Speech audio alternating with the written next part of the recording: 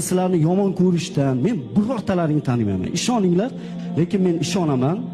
Ishoninglar sizlar ham. Sizlar Alloh taologa bir qadam bossalaring, Alloh taolo sizlarga 10 qadam bosadi. Sizlar yurib bolsalaring, Alloh taolo yugurib keladi. Sizlar yugurib bolsalaring, atroflaringni o'rab, mana bu dunyoviy lazzat bor-ku, bu o'tkinchi, bu tugaydi.